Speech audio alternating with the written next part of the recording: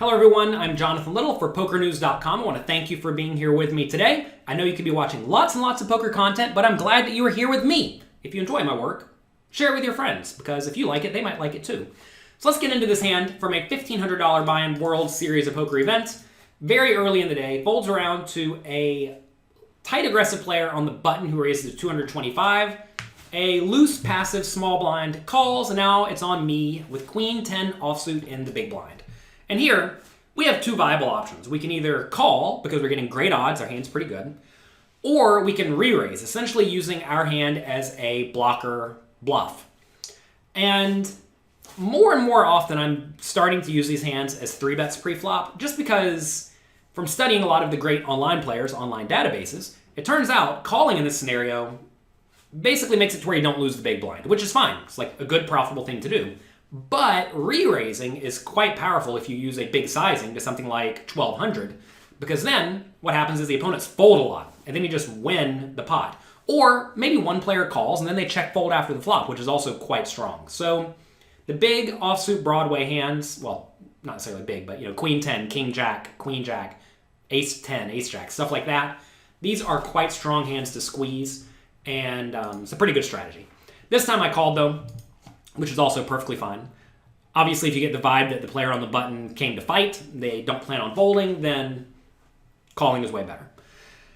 All right, flop comes King 7-2. I will check fold here, but this time it goes check, check, check. All right, turn is a 9, giving me a draw. You all know me. If you've been watching my videos for Poker News for a while now, you know I'm a big fan of betting your best made hands and your draws. And a gut shot straight draw that can't really win at showdown definitely counts as a draw. When it goes check, check, check on the flop, and then the small blind checks on the turn, it's highly likely neither player has a king, right? Because you have to think the button would bet a king on the flop, and you also have to think the small blind would bet a king on the turn. So their ranges are both somewhat capped, whereas I am the one player who can still have a king, right? I would check it on the flop to the pre-flop raiser, and I would also bet it on the turn. So this is a spot where I want to be betting with my kings, maybe even my good 9s, and like stuff like pocket 10s if I have it, which I probably don't. But if I did have ace 9, queen 9, those are definitely hands I could value bet. I could bet any king, which I have a lot of kings here given the effective min-raise pre-flop. And then I have some bluffs. I have a decent amount of bluffs here, all the spade draws and all the gut shots, which may have me bluffing a little bit too much. But in general, I think bluffing a little bit too much is fine because people fold too often. I enjoy bluffing. So anyway, I'm definitely going to bet here. If I am going to bet, I want to bet something like 400 or 500 or 600. I definitely want to use a larger sizing to essentially polarize my range to a good 9 or better, or a junky draw, or a draw in general. If I had the ace high flush draw, I may check that, by the way, because ace high is going to win a lot of the time at showdown, and it's really nice to have the ace high in our range if I check call turn and then get there on the river and then check and my opponent bets and I can raise. So I may not bet all my flush draws in this spot, but queen high is a pretty sweet draw to bet. So here I go 400. I think I prefer a little bit bigger, like 500, but this is fine. Now only the loose passive player calls. Okay, so loose passive player check calls turn either has a bad king, which, probably wouldn't even call the pre-flop raise. If he's sitting here with king 3 offsuit, probably isn't calling the raise, so this is going to be a few okay kings, like maybe king 5 suited, or a 9, right? Or a flush draw. River's a 10. So think about how that range I just gave. How does queen 10 now fare against that range? I do want to make it clear. If I missed on the river, I was betting big on the river, something like 1,300.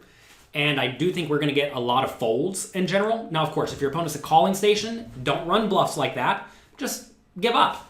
But if your opponent's a calling station, perhaps you shouldn't even be betting the turn in the first place. So always ask yourself, what is my opponent's strategy and how are we going to play against them? Anyway, against a normal person, if the river was a blank, or really any card that didn't give me a better hand, I would have bet pretty big on the river unless it was a king or a 9 or a 7, because my opponent is very unlikely to fold a pair at that point if they have a king, a 9, or a 7, and that comes on the river. So every other card I probably would have made a big bluff. Now, though, we get a 10. So we improve to a hand that beats our opponent's 9s and our opponent's 7s. And I think that's going to be a lot of their range. Of course, our opponent could randomly have queen jack, but that's pretty unlikely. Our opponent could have 10-9, sure. But given I block the 10, that's pretty unlikely. Given I block the queen, queen jack is unlikely. Can't have, I guess they could have like ace 10 of spades. That's fine. You know, again, like whenever you're trying to really search hard to find a few combinations of hands that you lose to, or in the other scenarios, if you're trying to find a few hands that you beat, if the number is like none or very few, and there are lots of hands that you do beat, like ace 9, queen 9, jack 9, 9 8, 9 7, well, not 9 7, 9 6, ace 7, queen 7, right? We beat all of these hands. This is definitely a spot where we want to value bet. Now, when you're trying to get value from a very marginal hand, very often you want to use a small sizing, especially if your opponent is more concerned with their hand than the board. This is an interesting spot where I think against a strong player, I may want to use a rather large sizing, like 1,000, because they're going to realize a lot of draws missed. Some draws got there, but a lot of draws missed. So our opponent may decide to call us rather light if we bet big. But against most recreational players and $1,500 buy-in World Series events, they're probably just going to think, well, I have middle pair, junky kicker, I can't call all that much. Then you bet 500, they're like, okay, 500 is not a whole lot, and then they end up calling. So especially against not so sophisticated opponents who don't really care what your range looks like, you should be a little bit more inclined to bet smaller with your marginal value hands and bigger with your strong value hands. And then, you know, work bluffs in as you think it makes sense to bluff your specific opponent. So I like a 500 bet in this scenario. And the opponent calls. And I win. And we get value. And this is something you want to make sure you are doing. I know getting 500 additional chips in the pot doesn't sound like a big deal. And yes, we do get check raise sometimes. But really, are loose passive players check raising you all that often? Probably not, right? And if they do check raise you, well, you just fold. Because they probably have a very good hand.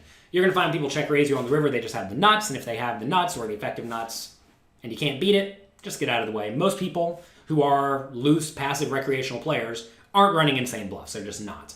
So this is a spot where we can very easily go for value, and not getting this 500 chips adds up a lot over time. I mean, imagine we get to make one value bet like this every, let's just say every day. Every day, I win 5 big blinds more than the other people in the field, right? I don't even know how much that adds up to over a year, but it's like 16 or 1,700 big blinds over a year. That is a lot of big blinds just because you are not afraid. And just because you can assess your opponent's range and realize here that a 10 is actually pretty good. So we do bet, we do get paid, and that's great. So that's going to be it for today. I hope you enjoyed this video for Poker News. If you did, let me know on Twitter at Jonathan Little. Good luck in your games. Have fun. Be nice to someone. And I'll talk to you next week.